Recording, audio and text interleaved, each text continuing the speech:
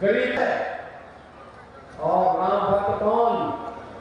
राम भक्त वही जो रामलला को 500 वर्षों के बाद विराजमान कर दिए, भारत का सम्मान बढ़ा दिए, भारत के विकास के बड़े बड़े कार्य बढ़ा दिए, गरीब कल्याणकारी योजना के नए नए प्रतिमान स्थापित कर दिए। राम भक्त तो यही करेगा, सज्जनों का संरक्षण और दुर्जनों का स्वाहा। सहमत है? सहमत है ना? तो मैं यही कहने के लिए आपके पास आया हूं। परम राम भक्त है हमारे मोदी जी। मोदी जी के नेतृत्व में 500 वर्षों में इंतजार समाप्त हुआ। अयोध्या में रामलला फिर से विराजमान हुए और कि रामलला हमारे लिए मंदिर वही बन गया ना। इसका श्रेय किसको मिलेगा? देखो, मोदी जी को नेतृत्व दे रहे हैं, लेकिन मोदी जी को योगी जी को ताकत आपने दी है, आपने दी है, इसलिए श्रेय तो आप ही को मिलना है। कमल चुनाव चिन्ह पर जो भी वोट गया है, राम जन्मभूमि पर भगवान राम की भव्य मंदिर का श्रेय और उसका पुण्य भी उनके खाते में गया है।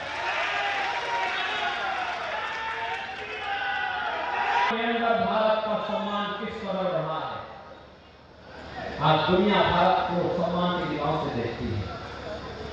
लोग इस बात को जानते हैं कि उनका चुनाव लड़ने का औचित्य कुछ भी नहीं, क्योंकि केंद्र में सरकार बनाने के लिए 273 सांसद चाहिए और समाजवादी को 60-62 सीट पर ही चुनाव लड़ पा रही है।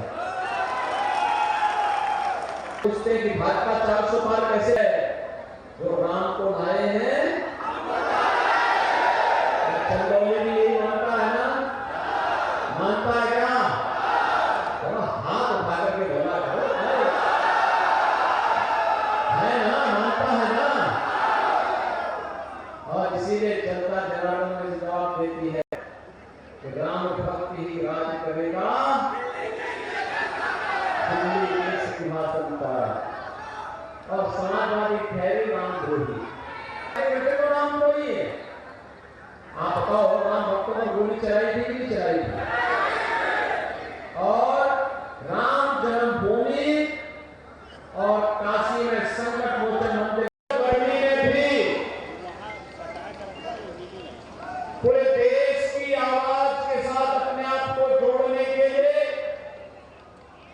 हृदय से स्वागत करता हूं। भाइयों, अब तक 5 चरणों में चुनाव हो गए हैं, आज 6वां चरण हो रहा है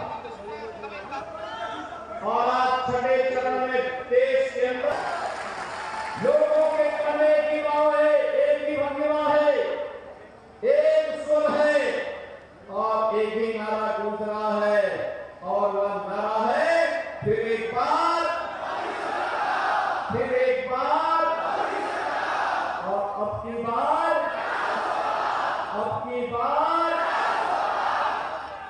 400 पार का नारा सुनकर के तो समाजवादी पार्टी के लोगों को चावल खाने की हो जाता है। पहले आतंकी घटनाएं घटित होती थी, सुबह उठते थे, समाचार पत्र पढ़ते थे, पहला समाचार भ्रष्टाचार का, घोटाले का, और शाम को होते होते किसी बड़ी आतंकी वारदात की समाचार आते थे। बहनों भाइयों, आज आतंकवाद समाप्त, नक्सलवाद समाप्त। अब तो पटाखा जोर से फट जाए तो पाकिस्तान पहले सफाई देता, कहता साहब मेरा हाथ नहीं है। होता है ना, होता है ना, लेकिन कोई छेड़ेगा तो उसको छोड़ेगा भी। मजबूत देश की होता है।